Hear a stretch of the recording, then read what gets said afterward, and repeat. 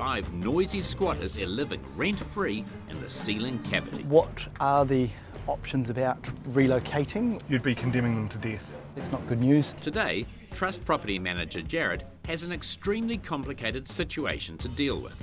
Some of his tenants have phoned in to say 5 noisy squatters have taken up residency.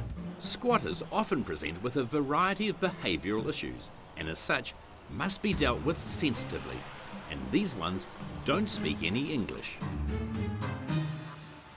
Given the circumstances, he is wise to bring backup in the form of his associate Miles. Miles has brought a ladder. Yep, the bathroom's around this way.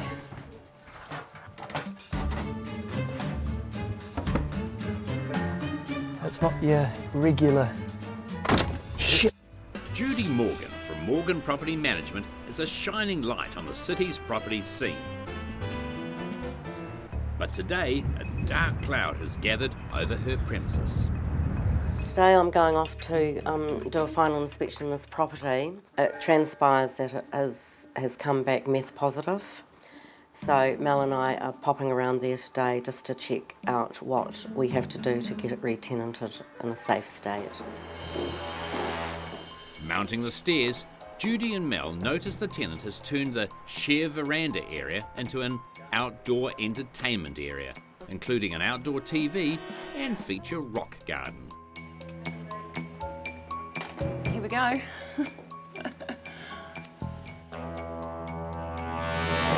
This is just absolutely vile. Look at the state of the carpet. Oh, God. Lovely. In the kitchen, Mel finds a knife used for spotting cannabis. People like this shouldn't be allowed to rent houses. They should all jolly well live in tents. It certainly is intense. The only clean thing in here is the smoke alarm. She had a kitten in here that we told her she was not allowed to have, but she just ignored everything. So it's peed everywhere. All this carpet needs to be ripped up. We need to get rubbish removal and a cleaner in as well. In Christchurch, at Good Girls Property Management, Prue is acting on behalf of a landlord whose rental has been flooded by a nearby river. They have no insurance and the tenants have abandoned the property. Oh, God. The cat's been inside. Oh, yuck. Look in here. Behold the contents of a cat's stomach. It's a partially consumed rat. All that's left are its guts, fluff and a tail. We had a little party in here. They were. And look at the mould. Oh, The stink. let's pop through to the other rooms now. Prue is joined by Jimmy. Jimmy is Prue's Mr. Fix-It for those dire fix-up jobs like this. We've got pasta in the bathroom. Oh, 2-minute noodles. Toilet spaghetti is appetising compared to month-old soiled nappies. Oh, nappies. Still there? Lovely. X-rated literature and apparatus. Got a G with a running shoe. Let's just go back out. Yeah. The team is forced to regroup. What I can't believe is she told us not to return. We were not allowed in. And she gave her notice. And we honoured that. And actually it's worse now because, you know, there's even a cat poo on the carpet that's now white fur. The place was abandoned after the tenants told Prue a month after it became flooded that it was uninhabitable. Prue is furious. We're getting the drapes out because they were very expensive and our owner paid for those. So if we can salvage those, even if it's not for this house, if this house is not fit, drapes can be on sold and used in other properties once they're cleaned up. But without insurance, the owner has no recourse. But for every action, there's a reaction. A couple of days later, Prue's brought in Clean Dean to clear out the place properly. What do you think? I don't like it. How many days do you think? At least 2 or 3. Yes, Just to be to realistic. get it out. Yeah. It's only the second visit, but things are looking up for the good girls. The sun's out, Dean's got his guns out. Looking forward to a shower tonight. And even some running shoes starting to sprout vertical fungus won't get Prue down today. Oh, look, they're growing. Isn't that wild? But just as Prue thought she was home and hosed, she catches a waft of that old renter's classic, sewage. The shit, this poo. Students at a Wellington City flat have complained to their property manager Jared about 5 squatters who smashed a hole in the wall and gained entry to their roof cavity.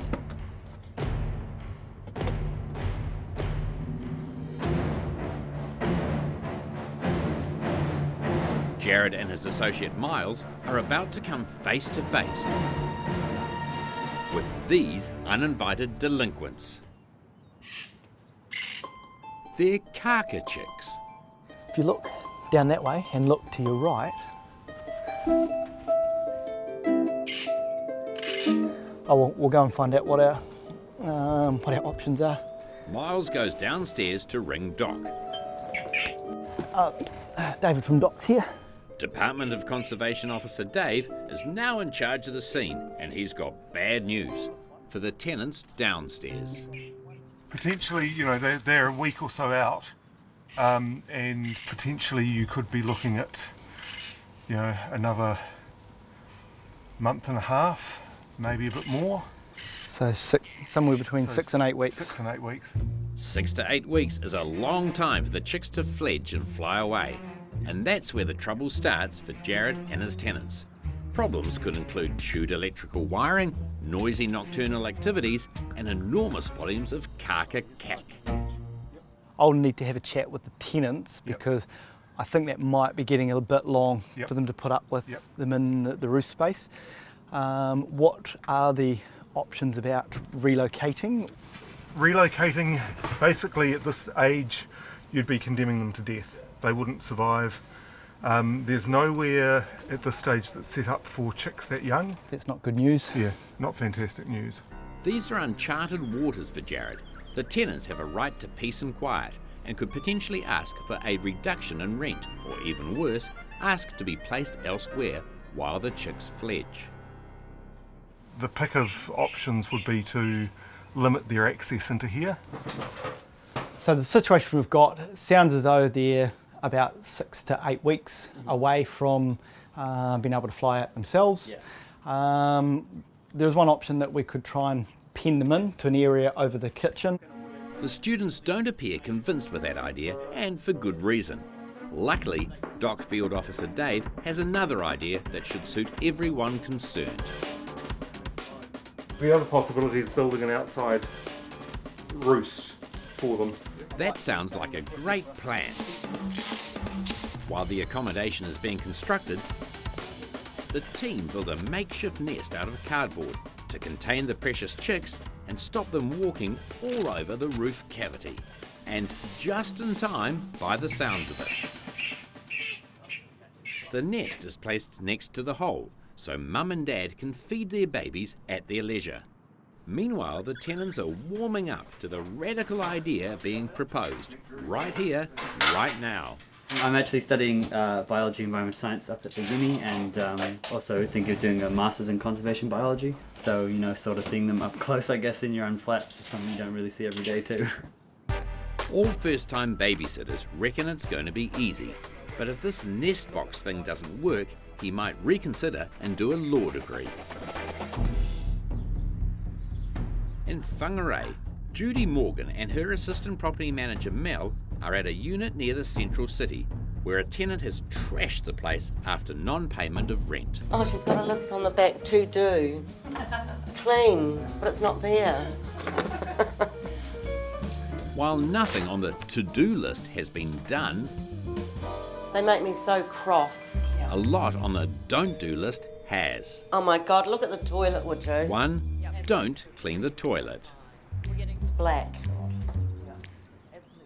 2. Don't remove piles of rubbish from the property. Oh my God. 3. Don't clean up the pork spare ribs and sticky sauce mess. Hey, look at all those flies. While the tenant seems to have cooked a hearty last supper in the oven, they had an even heartier session on the stovetop. She obviously been spotting as well. Great. Yeah, she can tell under the stove here, there's ash under the stove, under the elements. Little druggy, eh? With a positive reading for methamphetamine used at this address, it's a total refurb. New carpet, new curtains, the whole deal. It's a bad day at the office for Judy and Mel, but an even worse one for the landlord, who's looking at upwards of $4,000 in damages alone. Plus the loss of rent whilst we get the property ready to re-tenant. So, you know, we're talking a few $1,000s here, and it's just not right that these people get away with it.